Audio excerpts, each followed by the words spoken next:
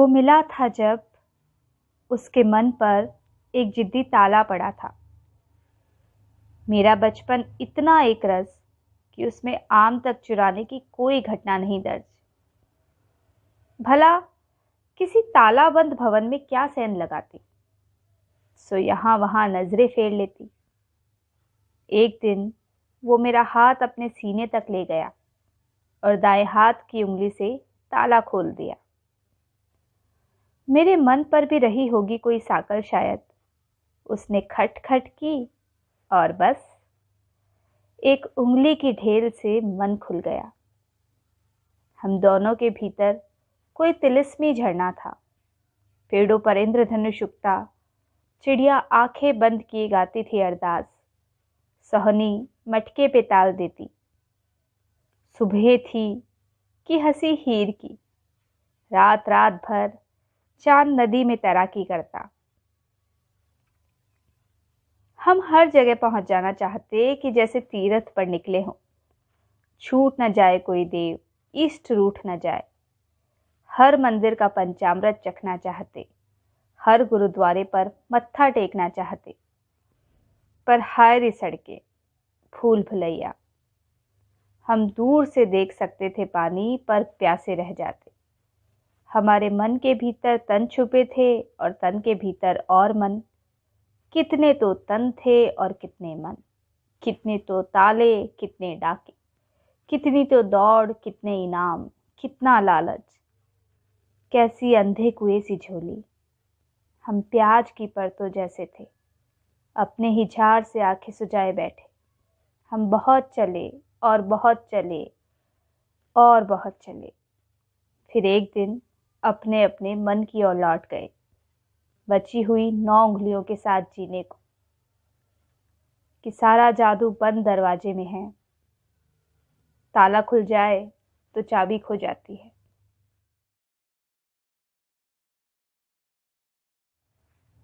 जैसे पंखे की ब्लेड काटती है अदृश्य को, अदृश्य के लहू में स्नान कर छूटता है देह का पसीना। जिंदगी के और भी सब सुकून ठीक ऐसे ही भीगे हुए हैं अदृश्य के लहू में। सुस्ताने के लिए नहीं टिकी थी, उसके पहले से ही झुके कंधों पर। सुकून ढूंढती थी मगर हथेलियों में गुम जाती थी। लकीरों के जंगल में फंसी हुई एलिस थी, उसकी हमसफर थी पर मैं दरबदर थी। सही बात है कि पहुंचने के लिए चलते रहना चाहिए। पाँव में छाले पड़ जाए पर चलते रहना चाहिए। स्वप्न घायल हो तब भी चलते रहना चाहिए। मुख्य सड़कों के साथ लहू की पगडंडियां बन जाए तब भी चलते रहना चाहिए। कि इतनी दूर तो नहीं होती कोई भी जगह जहां से लौट के आने की गुंजाइश ना बचे। मैं चलने से न थकी न डरी कभी। वो तो आस्तीन के छींटे हैं कि पाँव बांध देते हैं।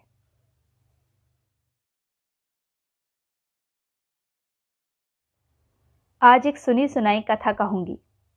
एक पेड़ के पास से एक बच्चा गुजरा। धूप से हलाकान था वो। पेड़ ने छांव दी। अब उस रास्ते से गुजरते हुए अक्सर वो पेड़ के पास आने लगा। पेड़ ने चिड़ियों की चहक दी, मीठे फल दिए। कुछ और बड़ा हुआ तो एक लड़की के प्रेम में पड़ गया। पेड़ ने अपने सारे फूल उतार कर लड़के को दिए कि वो लड़की की चोटी के लिए वेणी गूंथ ले। कुछ समय बाद लड़की उसकी पत्नी हो गई।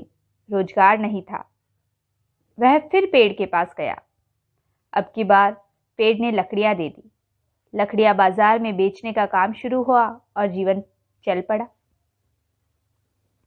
नीति कथाओं की माने तो देने वाला और घना हो जाता है और बड़ा हो जाता है, मगर सत्य कथाएं कुछ और ही कहती है। दुनिया देख ली है बहुत और सचमुच देने वाला आखिर में ठूठ रह जाता है। इतना दिया है इस पेड़ ने कि इससे कविता निचोड़ना पाप सा लगता है। इस पर कुछ भी कहना ऐसा जैसे आखिरी बार कुल्हाड़ी चलाकर इसे नष्ट कर देना। फीनिक्स सरीखे होते हैं कुछ दुख, जिस आग में झुलसते हैं उसी से फिर पैदा हो जाते। कुल्हाड़ियों से भी कहाँ मिलती है मुक्ति। जंगल जंगल प्रेत सी भटकती हुई कोई बात। कुछ नहीं नष्ट होता पूरा कभी, कि आखिर में ठूठ बचा रह जाता है। पता है खूब मुझे कि इच्छा का गुलाम होना क्या होता है, और ये भी कि हर गुलाम सलामी बजाने नहीं झुकता। कितनी तरह से झुक जाते हैं लोग। होता है कोई जो लालसाओं के बोझ से झुक जाता है, कोई झुक जाता है वक्त की बेरहम मार के आगे, कोई बेवजह ही झुकने की अदाकारी करता। नाटक पूरा होता और पर्दा झुक जाता। कभी हो जाता है साथ साथ ही मंच पर पर्दे का झुकना और आंख के पर्दे का उठना। बड़े खूबसूरत होते हैं आत्मा से झुके हुए लोग। फलों से लदी डाली का झुकना पेड़ की नमाज है। झुकी नजरों के सामने झुक जाते हैं आसमान सातों। भार से झुकना और आभार में झुकना, कि झुकने झुकने में बड़ा फर्क है प्यारे। कितना भी फेंट लो जिंदगी को इस उम्मीद में कि अब की बार मनमाफिक पत्ते आएंगे, कोई तो चाल अपने हक में होगी। पर क्या कहें, बाजियां ऐसी भी देखी जिसमें सारे खिलाड़ी हार जाते हैं। मैं एक बेबस बूढ़े आदमी को पहचानती हूँ। उसका किस्सा भी क्या कहना कि वो तो पहले से ही गुलाम था। बहुत आसान था बेगम की तरह उस पर हुक्म चलाना। पर ये संतानहीन औरतें भी कहाँ कहाँ औलाद खोज लेती है। बूढ़े आदमियों में छिपे 14 साल के लड़के बहुत तेज छलांग लगाते हैं। इस डाली से उस डाली तक कूदते फादते, उम्र को देते पटकनी। औरत फूल सी खिलती, फलों से उग जाती है। इच्छा के गुलाम को ही मिल ही जाती बादशाहत। अपने साम्राज्य के झंडे झुका देती है एक औरत। झुकना अपने आप में बात है पूरी, ठीक वैसे ही जैसे किसी बच्चे का खिलखिलाना और एक पूरी सदी की प्रार्थना का सफल हो जाना। पूरी बातें बड़ी आसानी से पूरी हो जाती है, बिना किसी दांव पेच के, बिना किसी बहस के। खेल के सारे नियम तोड़कर राज करता है गुलाम, हुक्म के चारों इक्कों पर।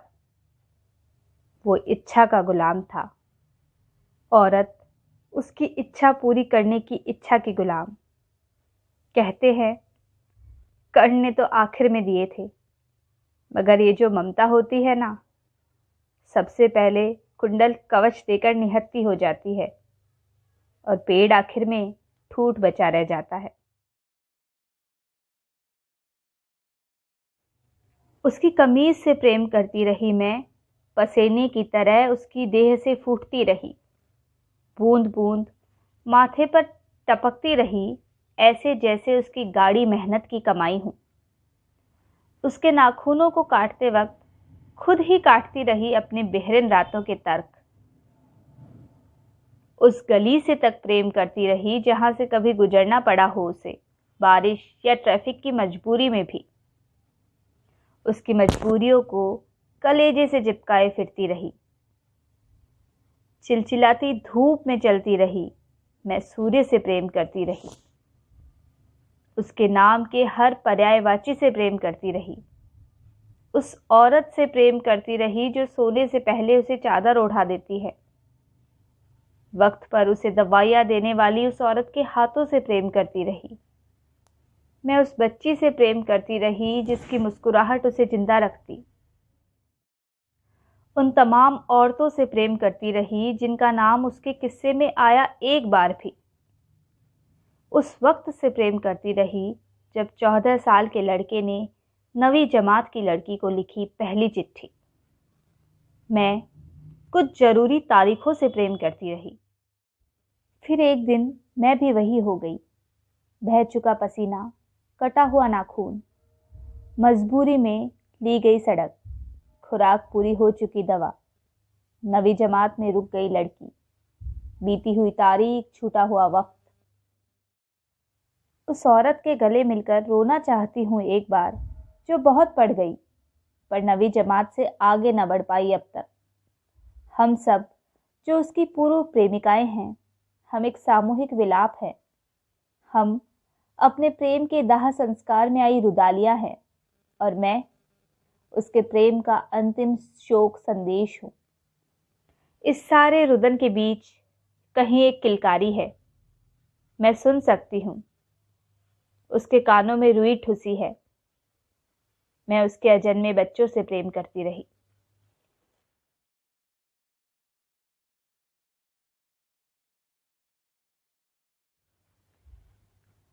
उसने कहा कि खुद को मेरे हवाले कर दो।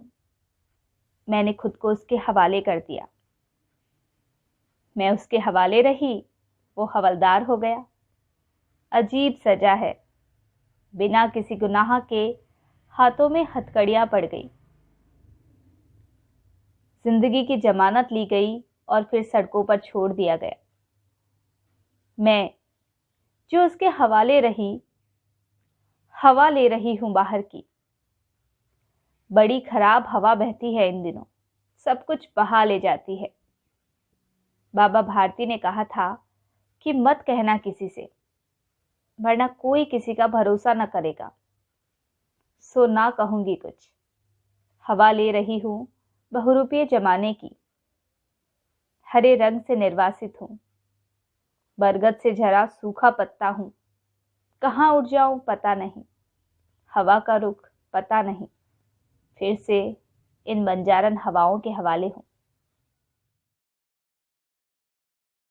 वो लंबी दूर का यात्री है। हर स्टेशन पर उतर जाता, ठहर लेता है कुछ देर, फिर चल देता है।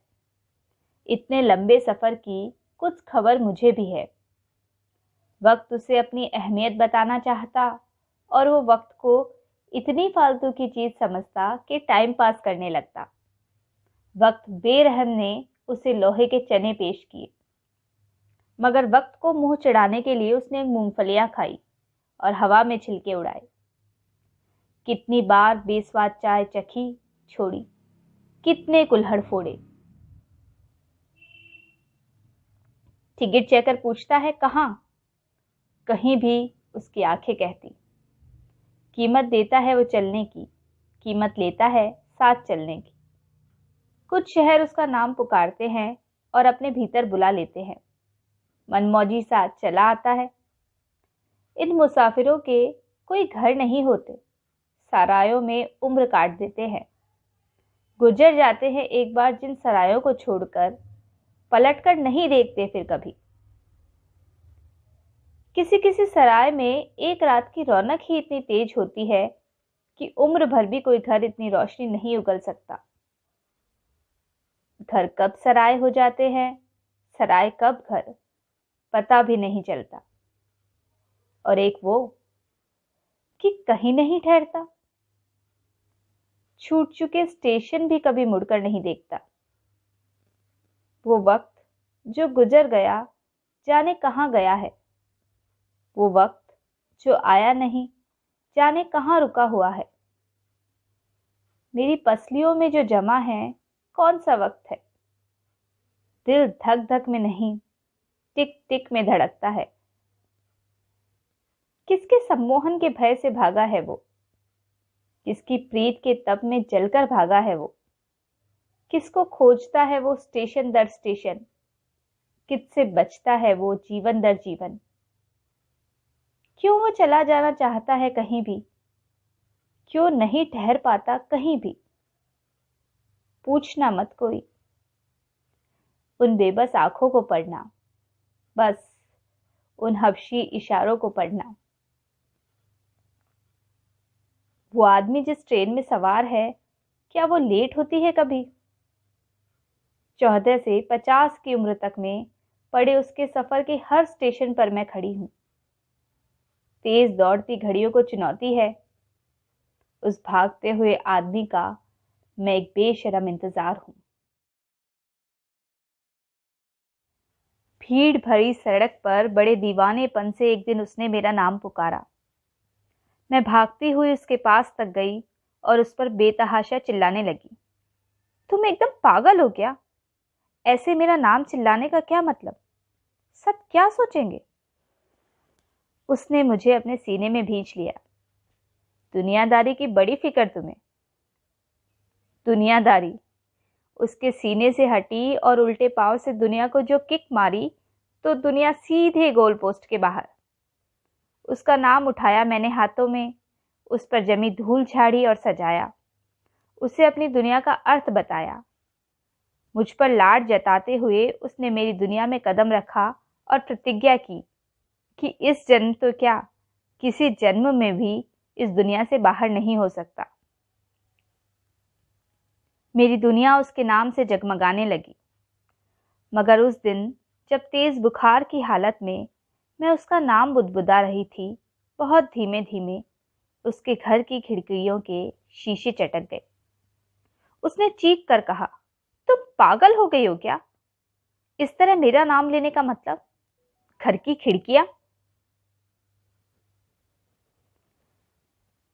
घर दिल क्या टूटता साहब, इतने दिनों बाद उल्टे पांव की हड्डी टूट गई।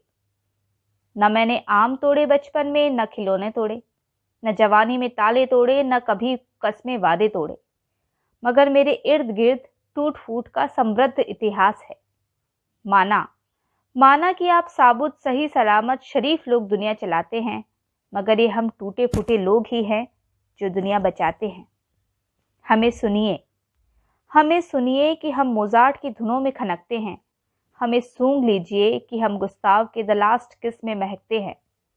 हमें भीग जाइए कि हम वोंग कार्रवाई के जादुई पर्दे पर बरसते हैं। हम मिर्जा के नृत्य में पनाह पाते हैं, मजाज के शराब के प्याले में डूबते उतराते हैं, हुसैन की कूची में आकार पाते हैं, अमृता की शाही में खुल जाते हैं। छतरियां, हम छतों को उड़ा चुके बारिश में टूटकर भीगे हुए लोग, हम टूटे स्वप्न के टुकड़ों को आंखों में सहेजे हुए लोग, हम टूट कर प्यार करने वाले और बिखर जाने वाले लोग, सनम की टूटी कस्मों को खीसों में भरे बेवजह खीसे निपोड़ते लोग, हम नियम तोड़कर सड़क के दाहिनी ओर चलने वाले लोग, हम बांध के टूटने से नदी में बहकर मारे गए लोग। हमें टूटी खिड़कियों का भय कोई दिखाता है तो हंसी आती है। हम टूटी हुई गुड़ियों को सहेजने वाले लोग हैं। हम टूटे फूटे लोग सांस टूटने से नहीं डरते, किसी बच्चे की आंख का मोती टूटने से डरते हैं साहब।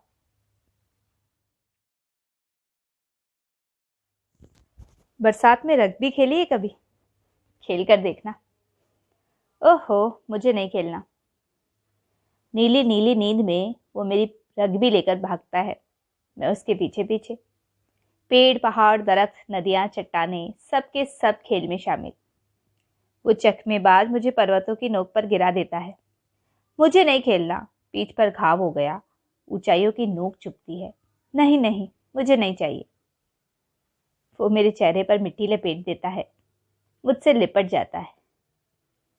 ले, रख ले अपनी रग्बी। ये रग्बी तेरी और तू मेरी, और तू मेरी और तू मेरी। सब बरसात के खेल है। नीला नीला मौसम गुजर जाता है, जैसे बचपन में किसी ने उसका बैट बॉल छीन लिया हो। तब से आज तक वो हर चीज से खेल रहा है। उल्टी हवा से खेल रहा है, आग से खेल रहा है। छोटे से छोटे खेल से पूरा कर लेता है बड़े से बड़ा बदला। बड़ी से बड़ी बात को भी किसी खेल से बड़ा नहीं मानता। खेल सा जीता है जीवन, वो खेल खेल में मर जाता है। चौसर बिछा लेता है, बड़ी बहर की पक्की चालें चलता है। नाजुक गजलों से खेल लेता है, दाव पर लगा लेता है बेंदी टीका। कान की बाली को कौड़ी कर देता है। अच्छी लगती है उसे डब डब सी आंखें। काट सी आंखों से वो कंचे खेलता है। छुप जाता है कभी कभी उलझी लटों के पीछे। पतंग बनाकर आसमान में खूब उड़ाता है ख्वाबों को। कितना खेला छुपन छुपाई, पकड़म पकड़ी, सही निशाने, तीरंदाजी। जज्बातों की कन्ना दूड़ी कितना खेला। कभी छुपाया, कभी उछाला। बेबस मन को गेंद समझकर कितना खेला। दिल गिल्ली पर क्रोधी डंडा कितना खेला। छाती पर उंगली रखकर चिड़िया उड़ और तोता उड़ जी भर कर खेला। फिर एक दिन सारे खेल खत्म हो जाते हैं। खेल खेल में पंछी उड़कर बहुत दूर निकल जाते हैं। वही होता है जिसने कथा लिखी, मेरे एक तरफा बयानों को कोई न सुने। प्रेम तो आंखों में पट्टी बांधे हुए था। इस लिहाज से प्रेम को न्याय प्रिय होना चाहिए। क्या दलील दूं उसकी ओर से कि कयामत के दिन उसे माफ किया जाए? ये तथ्य है कि मुकदमा उसके खिलाफ है। ये न्याय है कि उसकी वकालत मैं करूं। उसने प्यार किया था, चाहे पल भर को ही सही। कत्ल मेरा, आखिर उसका ही तो हक था। मिलॉर्ड, मेरे हत्यारे को दोष मुक्त किया जाए। क्या इतना काफी नहीं कि उसके पास भी एक दिल हुआ करता था? दिल जिसे डॉक्टर मशीन से पढ़ता है, आड़ी टेढ़ी लकीरों में पढ़ता है। मैं ठहरी अनपढ़ गवार दिल से दिल पढ़ बैठी। मैं दिल को डूबती तेज होती धड़कनों में पढ़ बैठी। मैं गलत पढ़ बैठी मिलॉर्ड। उसे दोष मुक्त किया जाए। हमारे हक में इतना तो हो कि इस मुकदमे को यही छोड़ दिया जाए। 3 बार तलाक के उच्चारण से कहीं ज्यादा कट्टर है उसकी चुप्पी। इतना ही कट्टर प्रेम उसका, ऐसी ही कट्टर घृणा उसकी। इतना ही कट्टर चुंबन, इतनी ही कट्टर विरक्ति, ऐसी ही कट्टर मुक्ति। सलीब पर टंगी है उसकी मुक्ति, कीलों से बिंधी हुई। सहते सहते कब्र में ढह जाएगा, मगर खुद के बचाव में कभी मुंह न खोलेगा। ये कमजोर लोग इतने कट्टर क्यों हो जाते हैं मिलॉर्ड? मैं इस मतलबी संसार में उसकी इकलौती वकील हूं। उसका कोई बयान मैं आपको सुनवा नहीं सकती। उसकी चुप्पी उसके हक में सबसे बड़ी दलील है। उसकी बेबस चुप्पी सुनिए मिलॉर्ड। पूरी बातें बड़ी आसानी से पूरी हो जाती है, बिना किसी दावपेच के, बिना किसी बहस के। अधूरी बातों के मुकदमे चल जाते हैं। पक्के मकानों के भीतर ढहते कच्चे घरों पर मुकदमे चल जाते हैं। इस किस्से को आधा छोड़ दीजिए, हमें अधूरा छोड़ दीजिए। उसे मेरी हत्या के अपराध से दोष मुक्त कीजिए, और कुछ नहीं तो हमें कोई और तारीख दे दीजिए जनाब।